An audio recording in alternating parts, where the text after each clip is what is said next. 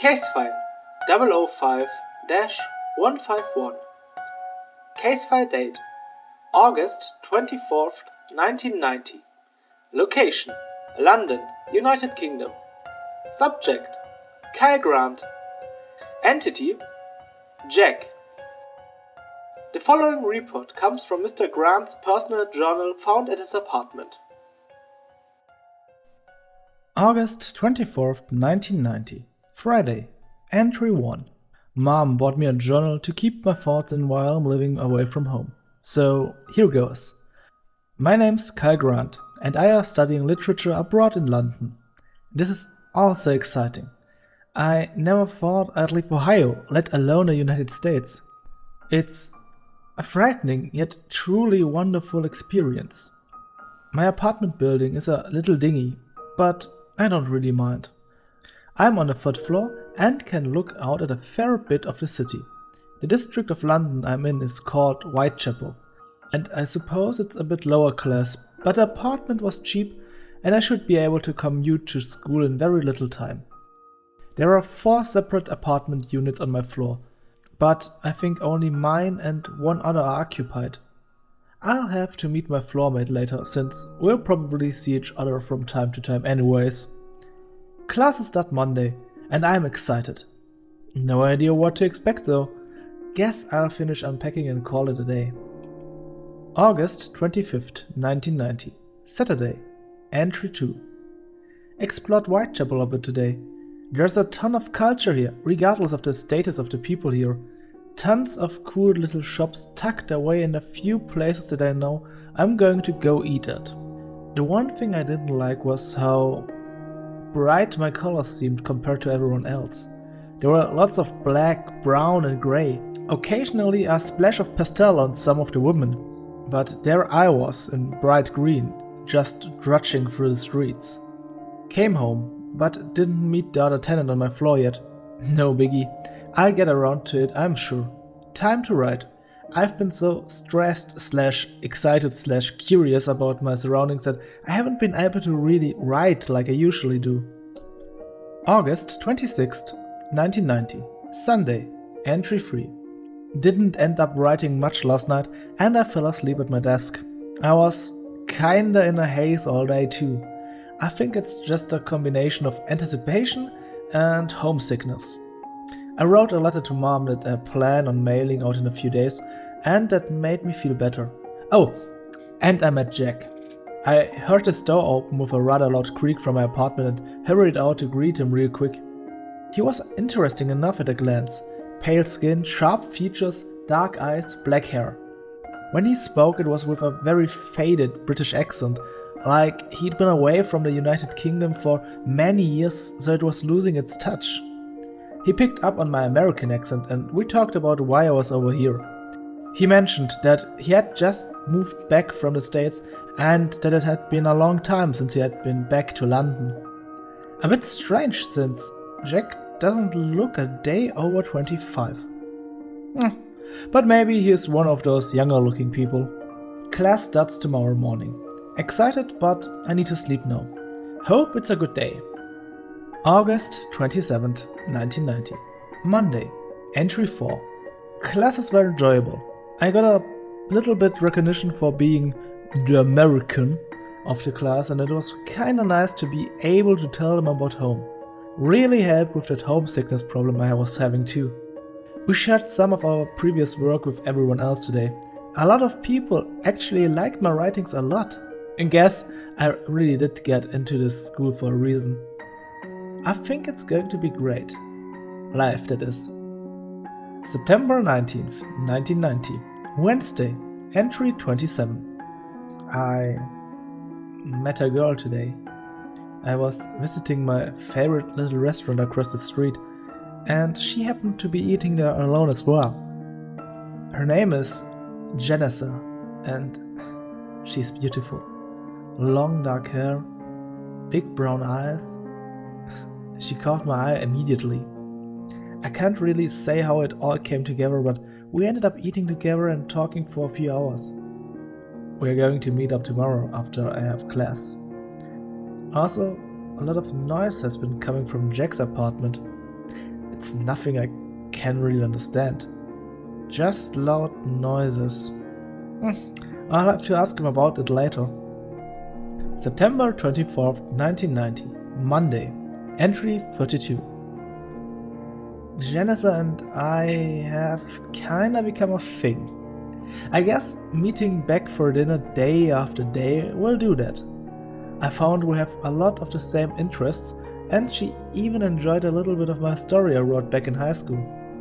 She was so cute and awkward about asking if we could continue dating regularly, and then she just kissed me. It was sudden, and I know she had to have been working up the courage to do that since we met for dinner today. On another high note, I seem to be around the top of the class. I wasn't bad at school back in the States, but I'm really applying myself these days and it feels so good. Need to write another letter to Mom. She still hasn't replied to my last one. Talked to Jack about the noises today. I know it's stupid, but I swear I saw his eyes tighten or whatever. Like when a book describes someone's momentary anger. It was like that, but only for a second. I'm going to be cliché and say it was my imagination this time. Anyway, he said the loud noises were his television. He had an older one and the volume liked to jump on it. September 30th, 1990. Sunday. Entry 38. I swear I heard screaming coming from Jack's apartment today. Woman screaming, and it was loud too. I want to believe it was the television, but maybe... Nah, I'm sure it's nothing. Janice is going to come over in a few days. I'm so excited and nervous at the same time. I really don't have the most luxurious place around, but she's something special. I'm sure it will be okay. The writing here becomes really bad, like Kai was writing this down quickly. Secrets. I'm sitting here, defeated, with what may be some of my last moments, and I need to write this out. Janice is dead. We had an amazing evening together in my apartment. I saw her out and went back up to my room. I could see her walking down the street from my window. Then Jack attacked her. He came out of nowhere and plunged a knife deep into her abdomen. I could only look on in horror as he cut her from hip bone to hip bone, letting some of her entrails fall to the ground.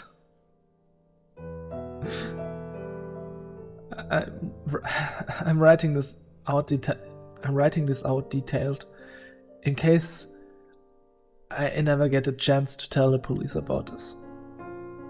This is the important part, I think. Jack stood over her now lifeless body, and something happened to his face, I think. He was turned away from me, but I think his face jutted forward a bit. Then it opened right down the middle. I know this for a fact because I saw both sides of the face flip backwards and flap in the wind. His eyes, mouth, skin, I even saw muscle. Jack leaned down close to the wound so that he was inches from it, and then slowly pressed whatever was now his face to the wound. At that moment, something started rippling through Janice's body. I could see the mass push at her skin in places, and it was making her body twitch. May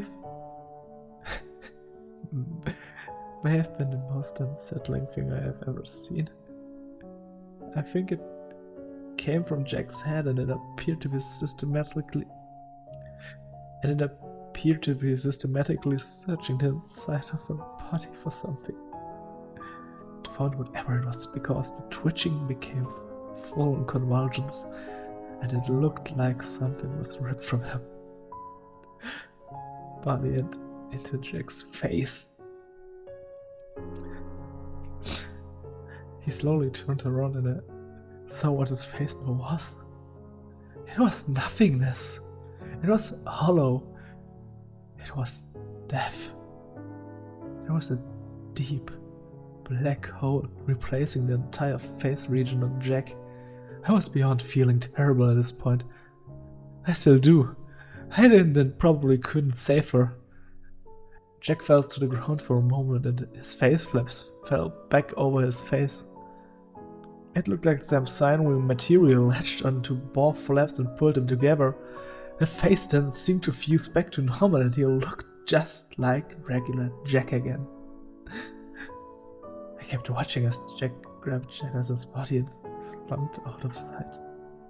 And I was still watching when he came home several hours later. Bloodstains still on the leather apron that I had just noticed he had on. I listened the whole time as he trudged down the hallway and into his room. Now, I'm sitting here, lost and very much alone. Janice is dead, and my neighbor is both her killer and a monster. One day since Janice's death. I didn't go to school. I didn't go out to eat. I laid here and thought about Jack and Janice, the things he did to her. Why did he kill her? Why root around in her body? What is he? I'm not sure if I want to find out. 2 days since Janice's death. I'm not okay. Mentally, physically, or emotionally. I spent all day yesterday lamenting over her death. But now I need to figure out what's going on. I need to stop Jack. 3 days since Janice's death. I finally left my apartment to go get food. The restaurant is so empty without Janice's song, and it did me no good emotionally to be eating there. I picked up some groceries for home so I wouldn't have to go out. I saw Jack on my way back up to the apartment. I don't want to say he knows that I know he's a monster, but he wouldn't stop staring at me. I was trying to act as casual as I could without being too obvious. 4 days since Janice's death. Jack brought a girl back to his apartment today. They seemed to be very flirtatious and she willingly went into his place. I think she may be the next victim. I need to watch and listen closely. 5 days since Janice's death. She still hasn't left the house. Jack has come and gone several times. She may already be dead, but I'll keep an eye out. 6 days since Janice's death.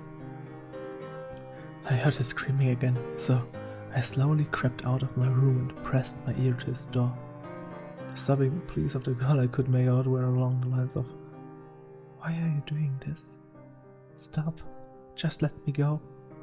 And finally she got terrified and shouted, "What are you?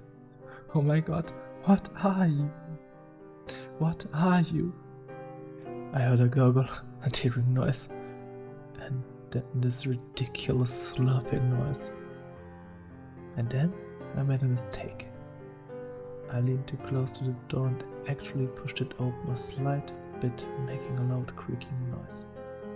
I saw Jack spin around through the crack in the door, and I ran back to my room and locked the door.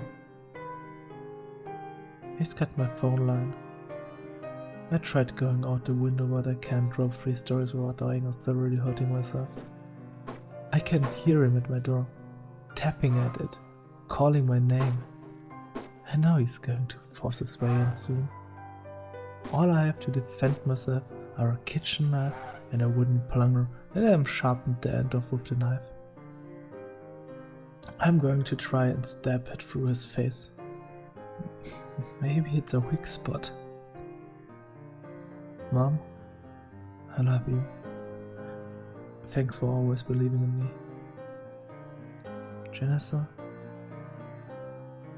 this is all my fault. I got you killed and I know it. I'll fight Jack to avenge you. And then, I don't know. The handwriting changes here to a more crude style that is nothing like Kyle's previous handwriting, implying, well, you know, secrets. Got him. The journal ends there. Action taken. An agent embedded in Zone 1, Europe's collective paranormal research organization, each country is zoned, sent this information to us.